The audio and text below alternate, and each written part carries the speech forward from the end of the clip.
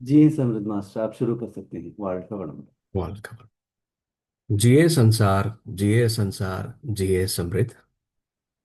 आज हम सभी एक महत्वपूर्ण विषय का अध्ययन करने जा रहे हैं, जो केवल स्काई योगा का नहीं बल्कि मानव जीवन को समझने का आधार है। इस विषय का नाम है प्राण शक्ति और मन। यह विषय बहुत व्यापक, गहन और महत्वपूर्ण है। इसलिए आज के इस रविवार सत्संग में समय की सीमा को ध्यान में रखते हुए हम इसके प्रथम भाग का अध्ययन करेंगे। आज हम मुख्य रूप से प्राण शक्ति, उसके स्वरूप, उसके कार्य, जैव चुंबकत्व और उसके जीवन से संबंध को जानेंगे। मन यानी माइंड से संबंधित शेष विषयों का अध्ययन हम अगले सत्र में करेंगे। मैं आप सबसे एक छोटा सा प्रश्न पूछना चाहता हूँ। क्या आपने कभी सोचा है कि एक ही भोजन करने वाले, एक ही वातावरण में रहने वाले दो व्यक्तियों में से एक व्यक्ति शांत, प्रसन्न और ऊर्जावान रहता है, जबकि दूसरा व्यक्ति तनाव, चिंता और बेचैनी से घिरा रहता है?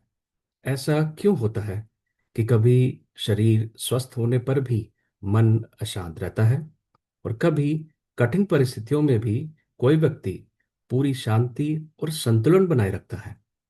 इन सभी प्रश्नों का उत्तर महर्षि वेदात्री जी इस अध्याय में अत्यंत सरल और वैज्ञानिक ढंग से समझाते हैं। महर्षि बताते हैं कि शरीर और मन अलग अलग नहीं है, दोनों का आधार एक ही है, प्राण शक्ति। जब प्राण शक्ति समृद्ध होती है तो शरीर में कार्य करने वाला जैव चुंबकत्व भी संतुलित रहता है, और जब ये जैव चुंबकत्व संतुलित रहता है तो मन शांत, स्पष्ट और स्थिर होकर कार्य करता है। ऐसा मन सही निर्णय लेता है, अच्छे संबंध बनाता है और जीवन को सही दिशा देता है। इसलिए महर्षि ध्यान, कायाकल्प और आत्मनिरीक्षण को केवल आध्यात्मिक अभ्यास नहीं बल्कि मानव जीवन को बेहतर बनाने का विज्ञान बताते हैं। आज के इस प्रथम भाग में हम जानेंगे प्राण शक्ति क्या है, यह हमारे शरीर में कैसे कार्य करती है, जैव चुंबकत्व क्या है, इसका प्राण शक्ति से क्या संबंध है, मूलाधार और सेक्सुअल वाइटल फ्लूइड का क्या महत्व है, और प्राण शक्ति हमारे शरीर तथा जीवन को किस प्रकार प्रभावित करती है। मैं आपसे एक छोटा सा अनुरोध करना चाहूँगा। आज इस विषय को केवल सुनिए मत, बल्कि अपने जीवन के अनुभवों से जोड़कर समझने का प्रयास कीजिए, और समय समय पर स्वयं से पूछिए, क्या मैंने इसे अपने जीवन में अनुभव किया है? मुझे विश्वास है, यदि हम इस भावना के साथ आगे बढ़ेंगे तो केवल ये एक अध्ययन नहीं रहेगा, बल्कि स्वयं को समझने की एक सुंदर यात्रा बन जाएगा। तो आइए महर्षि वेदा जी के ज्ञान के प्रकाश में प्राण शक्ति के इस अद्भुत विज्ञान को समझने की अपनी यात्रा आरंभ करें। पहली स्लाइड है समृद्ध प्राण शक्ति एवं मन। यदि प्राण शक्ति जीवन का आधार है तो सबसे पहले यह समझना आवश्यक है कि प्राण शक्ति वास्तव में है क्या। महर्षि हमें समझाते हैं कि सभी सजीवों के शरीर में प्राण कणों का नियमित और निरंतर संचार ही प्राण शक्ति कहलाता है। अर्थात प्राण शक्ति कोई स्थिर शक्ति नहीं है, यह शरीर में निरंतर प्रभावित होने वाली जीवनदायिनी शक्ति है, जो प्रत्येक कोशिका को सक्रिय रखती है, शरीर की सभी जीवन प्रक्रियाओं का आधार बनती है। अब एक और महत्वपूर्ण प्रश्न उठता है, क्या केवल प्राण शक्ति का होना ही पर्याप्त है या उसका समृद्ध होना भी आवश्यक है? महर्षि बताते हैं, जीवन की गुणवत्ता प्राण शक्ति की गुणवत्ता पर निर्भर करती है। यदि प्राण शक्ति समृद्ध है तो शरीर अधिक स्वस्थ, मन अधिक शांत और जीवन अधिक संतुलित रहता है। इसी कारण महर्षि कायाकल्प को अत्यंत महत्वपूर्ण अभ्यास बताते हैं। कायाकल्प प्राण शक्ति का संरक्षण करता है और उसकी गुणवत्ता बनाए रखने में सहायता करता है। इसी प्रकार ध्यान मन को शांत, स्पष्ट और स्थिर बनाता है। जब प्राण शक्ति और मन दोनों संतुलित होते हैं तब जीवन में स्वास्थ्य, शांति और सामंजस्य स्वाभाविक रूप से विकसित होने लगते हैं। यही कारण है महर्षि ध्यान और कायाकल्प दोनों का नियमित अभ्यास करने की सलाह देते हैं। एक प्राण शक्ति को समृद्ध बनाता है, दूसरा मन को परिष्कृत करता है। अगली स्लाइड है मेंटल प्रोस्पेरिटी, मानसिक समृद्धि। जब तक हम अपने प्राण शक्ति का की आवश्यकता को समझा, लेकिन प्राण शक्ति का होना ही जीवन की पूर्णता नहीं है। मान लीजिए किसी व्यक्ति के पास अपार शारीरिक शक्ति है, परंतु उसके विचार असंतुलित हैं, निर्णय गलत हैं और भावनाओं पर उसका नियंत्रण नहीं है। क्या वह अपनी शक्ति का सदुपयोग कर पाएगा?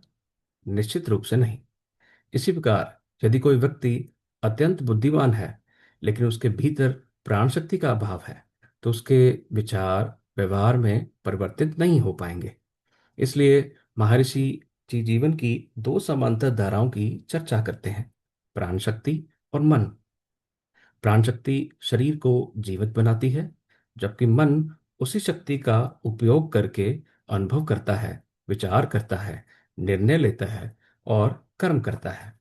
इसलिए मन की गुणवत्ता ही हमारे जीवन की गुणवत्ता निर्धारित करती है।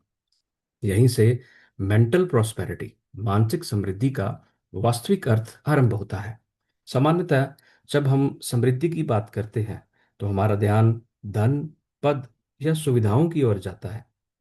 किंतु महर्षि के अनुसार मन की समृद्धि का अर्थ बाहरी उपलब्धियां नहीं, बल्कि विचारों की स्पष्टता, भावनाओं का संतुलन, नैतिकता, धैर्य और सही निर्णय लेने की क्षमता है। एक समृद्ध मन परिस्थितियों का दास नहीं बनता, बल्कि उन्हें सही दृष्टि से देखता है।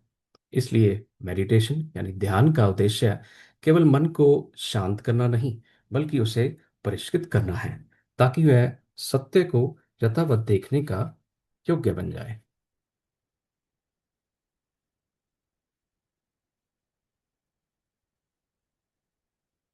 सजीव यानी लिविंग थिंग्स। अब एक महत्वपूर्ण प्रश्न उठता है, सजीव किसे कहते हैं? महर्षि हमें समझाते हैं, एक इंद्रिय वाले पौधे से लेके 6 इंद्रियों वाले मनुष्य तक इस सृष्टि के सभी जीव सजीव हैं।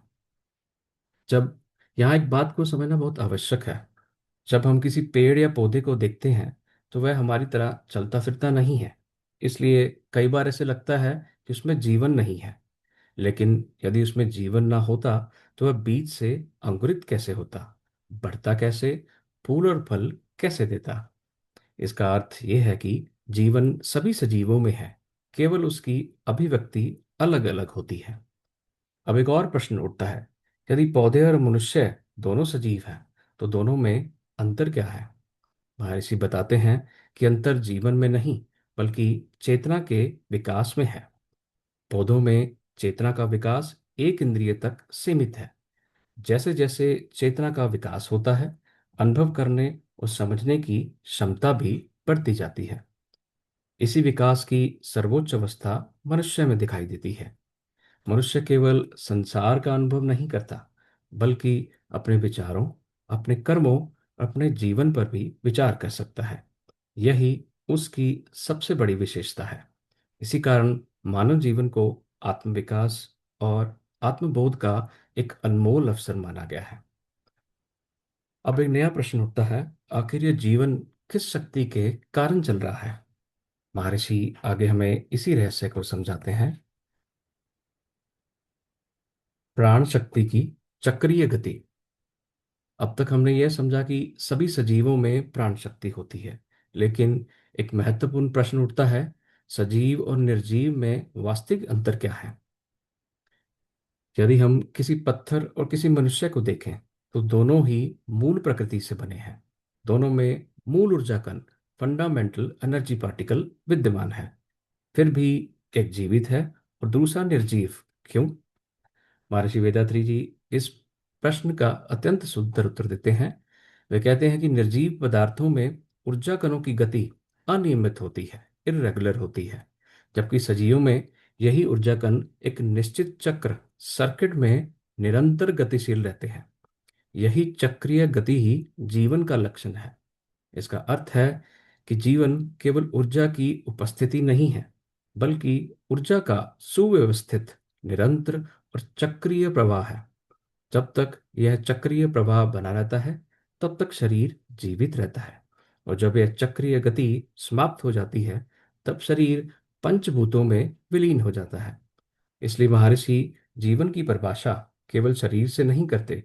वे कहते हैं, जीवन का आधार प्राण शक्ति की निरंतर चक्रीय गति है।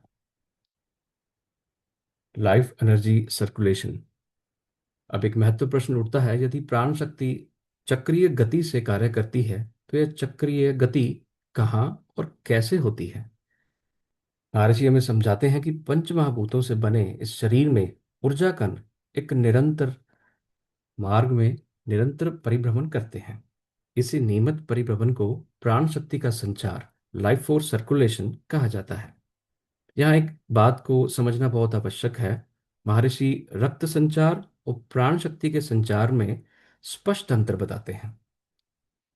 रक्त का संचार शरीर को पोषण पहुंचाता है, जबकि प्राण शक्ति का संचार शरीर में जीवन की प्रक्रिया को बनाए रखता है।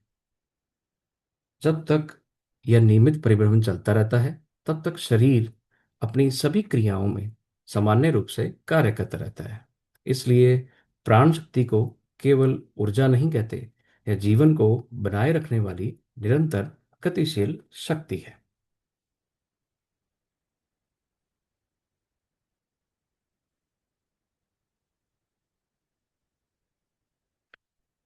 अगला स्लाइड है प्राण कण, लाइफ एनर्जी पार्टिकल। अब एक और महत्वपूर्ण प्रश्न उठता है, यदि सूक्ष्म शरीर अनेक प्राण कणों का समूह है, तो प्रत्येक प्राण कण किस प्रकार कार्य करता है? महर्षि हमें समझाते हैं, शरीर के भीतर प्रत्येक प्राण कण स्वतंत्र रूप से गतिशील रहता है। यद्यपि सभी प्राण कण मिलकर प्राण शक्ति को नियमित संचार बनाए रखते हैं, फिर भी प्रत्येक प्राण कण अपनी स्वतंत्र गति बनाए रखता है। इसे समझने के लिए हमें अपने शरीर को कोशिकाओं का उदाहरण ले सकते हैं। प्रत्येक कोशिका अपना अपना कार्य करती है, लेकिन सभी मिलकर पूरे शरीर को स्वस्थ बनाए रखते हैं। उसी प्रकार प्रत्येक प्राण कण स्वतंत्र रूप से कार्य करता है और सभी मिलकर प्राण शक्ति के संचार को बनाए रखते हैं। इस प्रकार महर्षि हमें बताते हैं कि प्राण शक्ति कोई एक कण नहीं है, बल्कि असंख्य स्वतंत्र रूप से गतिशील प्राण कणों की व्यवस्था है। प्राण कणों के, नहीं, आकाश। महर्षि अब एक नया शब्द हमारे सामने रखते हैं, आकाश। ये बताते हैं कि निर्जीव वस्तुओं में विद्यमान मूल ऊर्जा कणों को संस्कृत में आकाश कहा जाता है। अंग्रेजी में उन्हें फंडामेंटल एनर्जी पार्टिकल कहा जाता है। यहाँ आकाश शब्द का अर्थ हमारे ऊपर दिखाई देने वाला आसमान नहीं है। यहाँ आकाश का अर्थ है मूल ऊर्जा कण, जो निर्जीव अवस्था में विद्यमान रहते हैं। यह शब्द आगे आने वाले विषयों को समझने के लिए बहुत महत्वपूर्ण है। इसलिए हमें ये याद रखना चाहिए कि महर्षि यहाँ आकाश शब्द का प्रयोग मूल ऊर्जा कणों के लिए कर रहे हैं। आगे चलकर यही मूल ऊर्जा विभिन्न अवस्थाओं में अलग अलग नामों से जानी जाती है। महर्षि अब उसी क्रम को हमें समझाते हैं। प्राण कणों के विभिन्न नाम। मूल ऊर्जा कण एक ही है, लेकिन जहां वह कार्य करती है, उसके अनुसार उसके नाम बदल जाते हैं। जब यही मूल ऊर्जा संपूर्ण ब्रह्मांड में विद्यमान होती है, तब उसे महाआकाश कहा जाता है। जब वही ऊर्जा पंच महाभूतों के निर्माण में कार्य करती है, तो उसे भूताकाश कहा जाता है। और जब यही ऊर्जा किसी सजीव शरीर में प्राण शक्ति के रूप में कार्य करती है, तो उसे सिद्धाकाश कहा जाता है।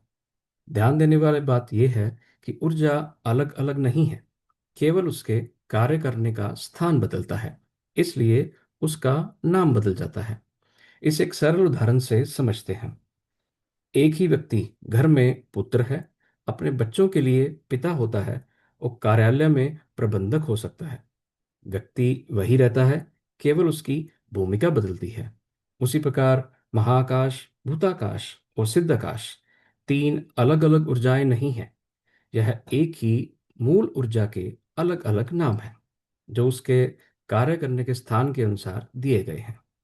यहीं से महर्षि हमें बताते हैं कि यही प्राण शक्ति सजीव शरीर में किस प्रकार अनुभव की जा सकती है। लाइफ फोर्स, प्राण शक्ति। अब तक महर्षि ने हमें प्राणकण, आकाश और ऊर्जा के विभिन्न रूपों को समझाया। अब वे इन सभी बातों को एक सरल परिभाषा में जोड़ते हैं। महर्षि बताते हैं कि जब प्राण कण किसी शरीर में नियमित रूप से निरंतर संचरित होते हैं, उसी को प्राण शक्ति, लाइफ फोर्स कहा गया है। अर्थात प्राण शक्ति कोई अलग पदार्थ नहीं है। यह सजीव शरीर में प्राण कणों का नियमित और निरंतर संचार है। महर्षि आगे बताते हैं, प्राण शक्ति को देखा नहीं जा सकता, लेकिन उसका अनुभव किया जा सकता है। हम अपने शरीर में होने वाले जीवन की प्रत्येक प्रक्रिया के माध्यम से उसके अस्तित्व को अनुभव करते हैं। जब तक प्राण शक्ति का यह नियमित प्रभाव बना रहता है, तब तक शरीर जीवित रहता है और अपनी सभी क्रियाएं करता है।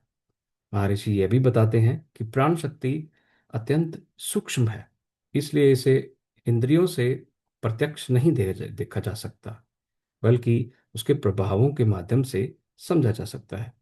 यहीं से महर्षि हमें प्राण कणों की सूक्ष्मता का परिचय कराते हैं। प्राण कण का आकार, volume of life force particle. महर्षि प्राण कण की एक और महत्वपूर्ण विशेषता बताते हैं, उसका आकार। इस संदर्भ में महर्षि संत तिरुमूलर की एक महत्वपूर्ण बात बताते हैं। उनके अनुसार प्राण कण का आकार गाय के एक बाल की मोटाई से लगभग 1 लाख गुना छोटा है। इस उदाहरण का उद्देश्य किसी वैज्ञानिक माप को बताना नहीं, इसका उद्देश्य केवल यह समझना है कि प्राण कण अत्यंत सूक्ष्म है। इन्हें हम अपनी आंखों से नहीं देख सकते, ना ही स्पर्श कर सकते हैं। फिर भी इन्हीं के कारण शरीर में जीवन बना रहता है और शरीर अपनी सभी क्रियाएं करता है। महर्षि हमें बताते हैं कि प्राण शक्ति को प्रत्यक्ष देखा नहीं जा सकता, लेकिन उसके प्रभावों और अनुभव के माध्यम से समझा जा सकता है। इससे हमें एक महत्वपूर्ण बात समझ में आती है कि प्रकृति की प्रत्येक वास्तविकता केवल आंखों से दिखाई देने वाली नहीं होती। कुछ सत्य ऐसे भी हैं जिन्हें हम उनके प्रभावों और अनुभवों के माध्यम से ही समझते हैं। इसी प्रकार प्राण शक्ति भी अत्यंत सूक्ष्म है। उसे देखा नहीं जा सकता, लेकिन अस्तित्व और उसका प्रभाव हमारे जीवन में हर क्षण कार्य करता रहता है। प्राणकण की संरचना, structure of life energy particle. महर्षि अब प्राणकण की संरचना के बारे में बताते हैं। वे समझते हैं कि प्राणकण का आकार गोलाकार, राउंड होता है। यद्यपि यह अत्यंत सूक्ष्म है, फिर भी इसकी अपनी एक निश्चित संरचना होती है। महर्षि ये भी बताते हैं कि प्राणकण और फॉर्मेटिव डस्ट पार्टिकल, सूक्ष्म निर्माणकारी कण, दोनों हमारी आंखों से दिखाई नहीं देते। वे इतने सूक्ष्म हैं कि उन्हें इंद्रियों द्वारा भी प्रत्यक्ष नहीं देखा जा सकता, लेकिन किसी वस्तु का दिखाई न देना उसके अस्तित्व के ना होने का प्रमाण नहीं है। प्राण कणों का अस्तित्व उनके कार्यों और प्रभावों से समझा जाता है।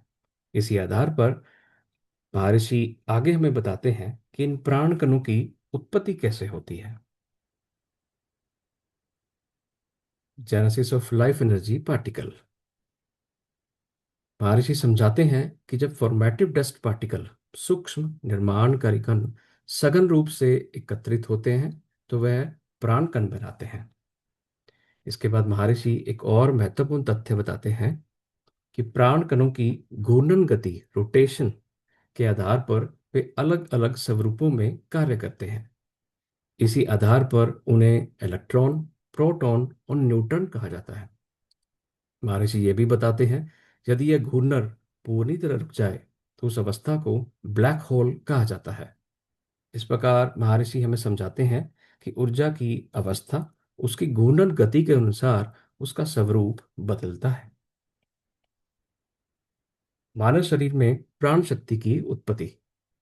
अब तक हमने प्राण कणों की उत्पत्ति को समझा। अब प्रश्न है, मानव शरीर में प्राण शक्ति का आरंभ कब होता है। महर्षि वेदात्री बताते हैं, जब शुक्राणु और डिंब का मिलन होता है, तभी प्राण शक्ति का कार्य आरंभ हो जाता है। उसी क्षण एक नए जीवन की यात्रा आरंभ होती है। इसके बाद जब प्राण शक्ति निरंतर शरीर के विकास, कोशिकाओं के निर्माण और जीवन की सभी जैविक क्रियाओं का आधार बन जाती है। महर्षि एक और महत्वपूर्ण प्रश्न पूछते हैं कि क्या जीवन केवल 60, 70 या 80 वर्ष के लिए ही है? वे बताते हैं कि मनुष्य की आयु केवल वर्षों से निर्धारित नहीं होती, बल्कि प्राण शक्ति की समृद्धि और उसके संरक्षण पर भी निर्भर करती है। यदि प्राण शक्ति का संरक्षण किया जाए, तो उसका अनावश्यक क्षय ना हो और जीवन प्रकृति के नियमों के अनुसार जिया जाए, तो मनुष्य लगभग 120 वर्ष तक स्वस्थ एवं उपयोगी जीवन जीने की क्षमता रखता है। यही कारण है स्काई योगा में कायाकल्प, मेडिटेशन और संयमित जीवन शैली को इतना महत्व दिया गया है।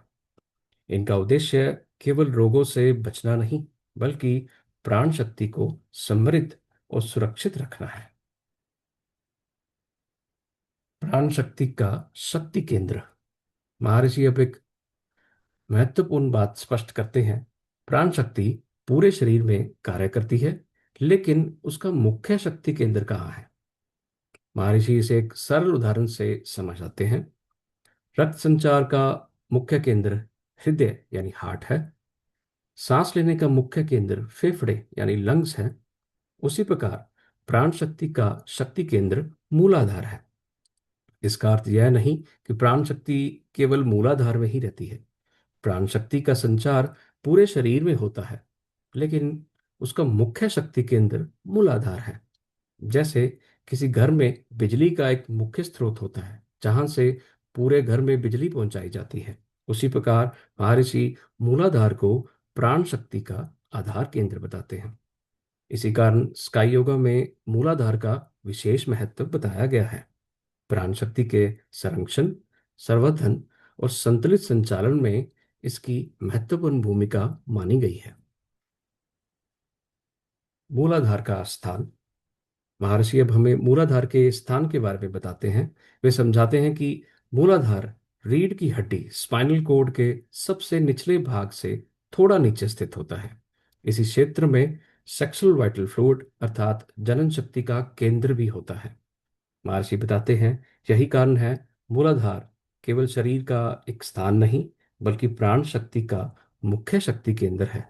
यहीं से प्राण शक्ति और जनन शक्ति का गहरा संबंध स्थापित होता है। इसी कारण स्काई योगा में मूलाधार का एक विशेष महत्व बताया गया है। प्राण शक्ति को सुरक्षित, संतुलित और समृद्ध बनाए रखने में इसकी महत्वपूर्ण भूमिका मानी गई है। इस प्रकार मूलाधार को समझना केवल शरीर के एक भाग को समझना नहीं, बल्कि प्राण शक्ति के कार्य करने की व्यवस्था को समझना भी है। जैव चुंबकत्व, बायोमैग्नेटिज्म। महर्षि अब एक अत्यंत महत्वपूर्ण सिद्धांत का परिचय कराते हैं, जैव चुंबकत्व। ये बताते हैं कि जब प्राण कण निरंतर गति करते हैं, तो उनके चुंबकीय तरंगे मैग्नेटिक वेव्स उत्पन्न होती हैं। इन्हीं चुंबकीय तरंगों को जैव चुंबकत्व, बायोमैग्नेटिज्म कहा जाता है। यहाँ एक महत्वपूर्ण बात समझनी आवश्यक है। जैव चुंबकत्व कोई अलग शक्ति नहीं है, यह प्राण शक्ति की गति से उत्पन्न होने वाली शक्ति है। इसलिए जहाँ प्राण शक्ति है, वहाँ जैव चुंबकत्व भी होगा। यही जैव चुंबकत्व शरीर की विभिन्न गतिविधियों में महत्वपूर्ण भूमिका निभाता है और जीवन की अनेक प्रक्रियाओं में कार्य करता है। महर्षि आगे बताते हैं जैव चुंबकत्व का संबंध हमारी इंद्रियों और मन से भी है। इस संबंध को हम आगे आने वाले विषयों में विस्तार से समझेंगे। 5 फिजिकल ट्रांसफॉर्मेशन, 5 भौतिक रूपांतरण। महर्षि अब हमें बताते हैं कि प्रकृति में ऊर्जा किस प्रकार क्रमशः विभिन्न अवस्थाओं में अभिव्यक्त होती है। महर्षि के अनुसार फॉर्मेटिव डस्ट पार्टिकल, सूक्ष्म निर्माणकारी कण, जब प्रकृति में अभिव्यक्त होते हैं, तो वे 5 भौतिक रूपों में अनुभव किए जाते हैं। आकाश में दबाव यानी प्रेशर के रूप में, वायु में ध्वनि यानी साउंड के रूप में, अग्नि में प्रकाश लाइट के रूप में, जल में स्वाद यानी टेस्ट के रूप में, और पृथ्वी में गंध यानी स्मेल के रूप में। यहाँ एक समझाना महत्वपूर्ण है कि महर्षि पंच महाभूतों को केवल भौतिक पदार्थ नहीं मानते, बल्कि ऊर्जा की विभिन्न अभिव्यक्तियां मानते हैं। अर्थात एक ही मूल ऊर्जा प्रकृति में विभिन्न गुणों के रूप में प्रकट होती है, और हम उन्हें पंच महाभूतों के माध्यम से अनुभव करते हैं। इन्हीं पांच गुणों के आधार पर हमारी पांचों इंद्रियां संसार का अनुभव करती हैं। पांच भौतिक रूपांतरण। यदि हम इन पांच भौतिक रूपांतरण को ध्यान से देखें तो महर्षि का एक महत्वपूर्ण सिद्धांत हमारे सामने आता है। महर्षि बताते हैं, प्रकृति में कोई भी परिवर्तन अचानक नहीं होता, बल्कि प्रत्येक परिवर्तन का एक निश्चित क्रम, ऑर्डर होता है। ऊर्जा जैसे जैसे अपनी अवस्था बदलती है, वैसे वैसे उसके गुण भी बदलते जाते हैं। इसी क्रम में पंच महाभूतों का निर्माण होता है, और उन्हीं से संपूर्ण भौतिक जगत तथा हमारा शरीर निर्मित होता है। इस प्रकार हमारा शरीर भी उसी प्रकृति का एक भाग है, और वही प्राकृतिक नियम हमारे भीतर भी कार्य करते हैं। यही समझ हमें प्रकृति और जीवन के गहरे संबंध को पहचानने में सहायता करती है। मन। अब तक हमने प्राण शक्ति, जैव चुंबकत्व और प्रकृति की क्रमिक अभिव्यक्तियों को समझा। अब एक अत्यंत महत्वपूर्ण प्रश्न का उत्तर मिलता है, मन क्या है? महर्षि वेदात्री जी मन को कोई स्थायी वस्तु या शरीर का कोई अंग नहीं मानते। वे स्पष्ट रूप से कहते हैं कि मन जैव चुंबकत्व का कार्यशील रूप है। अर्थात जब प्राण शक्ति की गति से उत्पन्न जैव चुंबकत्व, बायोमैग्नेटिज्म, निरंतर कार्य करता है, तो वही मन के रूप में कार्य करता है। यही मन सोचता है, अनुभव करता है, कल्पना करता है, निर्णय लेता है और स्मृतियों को संजोता है। इसलिए मन को शरीर के किसी एक स्थान पर खोजने की आवश्यकता नहीं है। मन कोई भौतिक वस्तु नहीं है। यह एक निरंतर चलने वाली प्रक्रिया है, जो जैव चुंबकत्व के माध्यम से कार्य करती है। यही कारण है कि ध्यान यानी मेडिटेशन का प्रभाव सीधे मन पर पड़ता है, क्योंकि ध्यान के माध्यम से हम जैव चुंबकत्व को संतुलित करते हैं, और जब जैव चुंबकत्व संतुलित होता है तो मन भी शांत, स्पष्ट और एकाग्र होने लगता है। महाराज की यह परिभाषा हमें मन को एक नए दृष्टिकोण से समझने में सहायता करती है। मन कोई रहस्यमय शक्ति नहीं, बल्कि प्राण शक्ति से उत्पन्न जैव चुंबकत्व का कार्यशील रूप है। शरीर के तीन कार्यात्मक आयाम, थ्री फंक्शंस ऑफ बॉडी। महर्षि जी अब हम मानव अस्तित्व को समग्र रूप से समझाते हैं। वे बताते हैं कि मानव जीवन को तीन कार्यात्मक स्तरों पर समझा जा सकता है। पहला है भौतिक शरीर, फिजिकल बॉडी। यह असंख्य कोशिकाओं, सेल्स से मिलकर बना है। यही शरीर हमें दिखाई देता है, जिसके माध्यम से हम इस भौतिक संसार को में कार्य करते हैं। दूसरा है भौतिक सूक्ष्म शरीर, एस्ट्रल बॉडी। यह प्राण कणों का संगठित रूप है। इसी के माध्यम से प्राण शक्ति पूरे शरीर में प्रवाहित होती है, शरीर में जीवन बना रहता है। तीसरा है कारण शरीर अथवा चुंबकीय शरीर। महर्षि बताते हैं, इसका संबंध फॉर्मेटिव डस्ट पार्टिकल्स, सूक्ष्म निर्माणकारी कणों से है।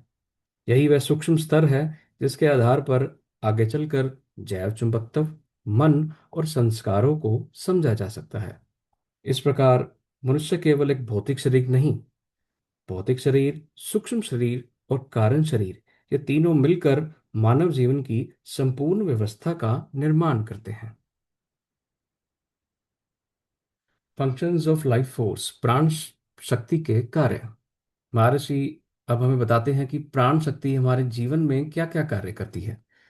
प्राण शक्ति का पहला कार्य है शरीर की सभी जीवन प्रक्रियाओं को संचालित करना। हृदय की धड़कन, सांस लेना, पाचन, रक्त संचार, कोशिकाओं का निर्माण तथा शरीर की प्रत्येक गतिविधि प्राण शक्ति के सहयोग से ही संभव होती है।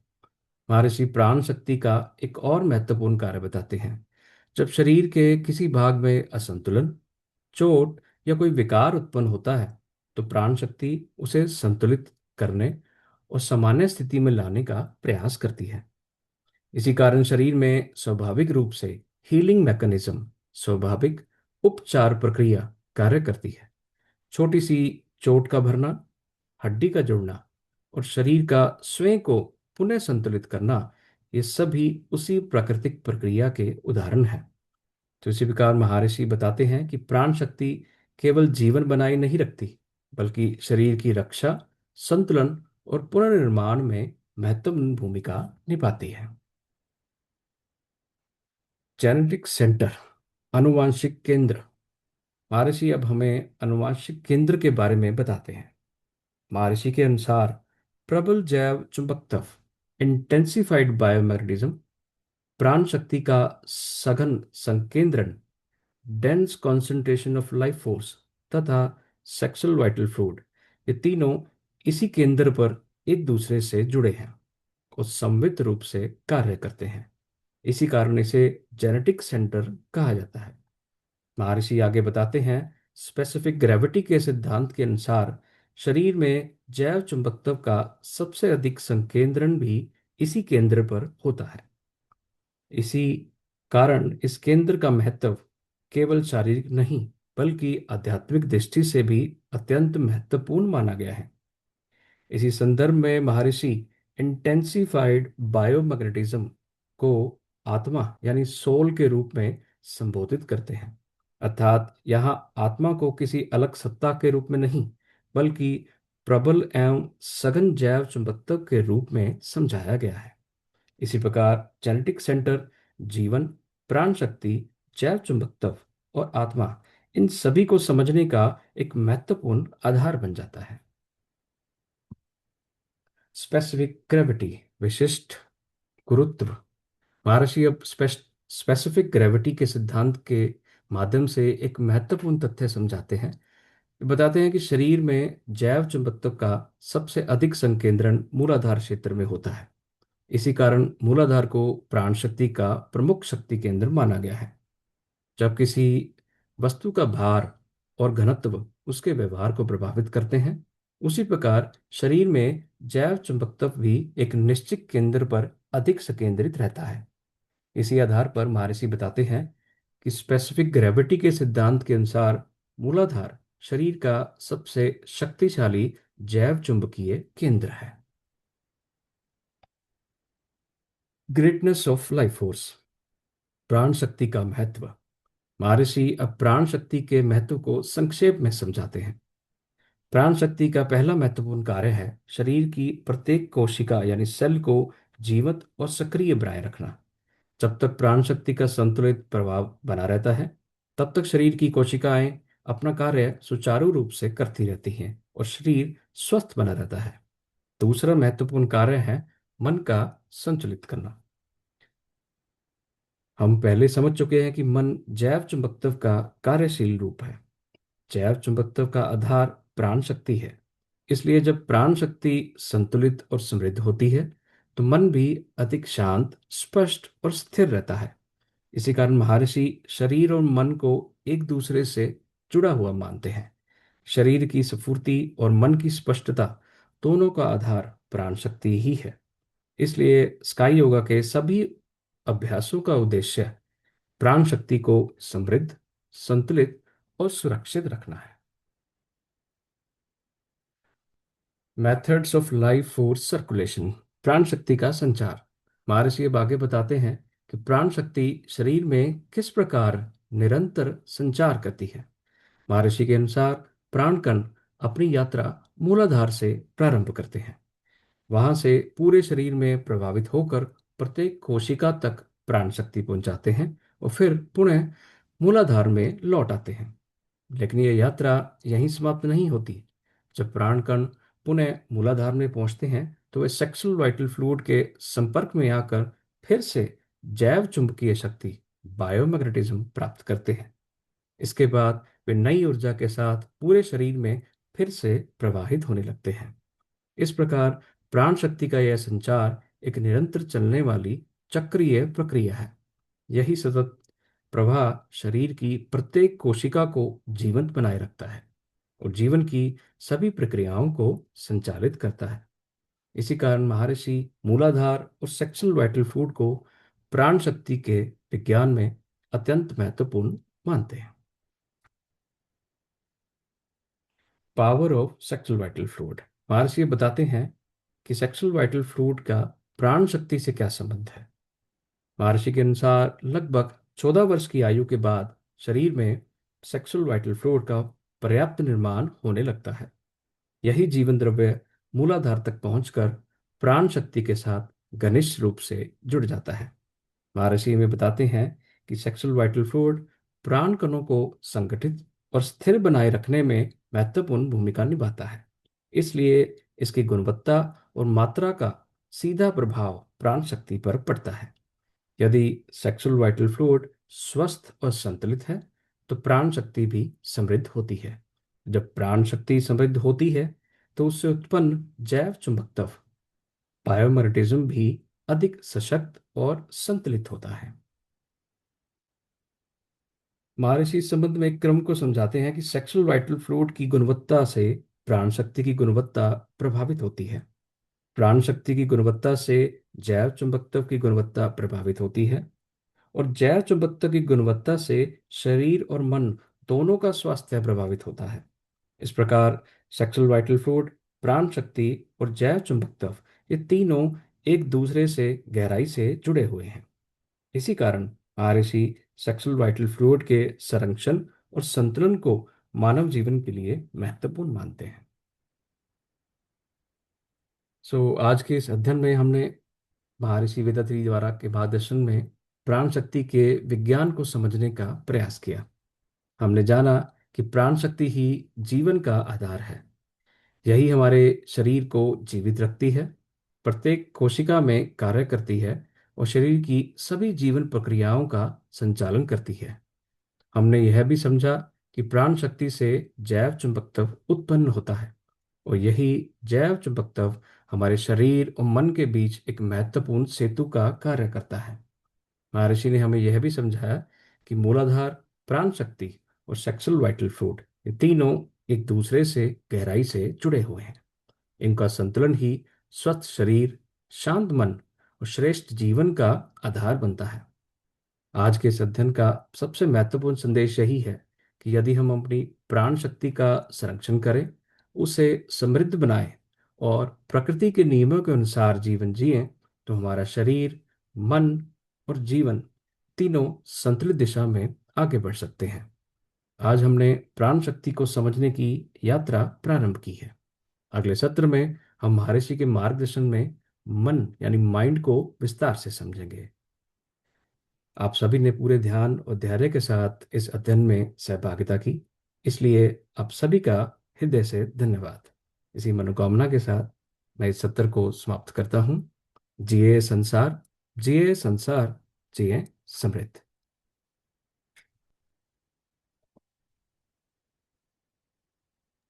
வாழ்க வளமுடன். G S.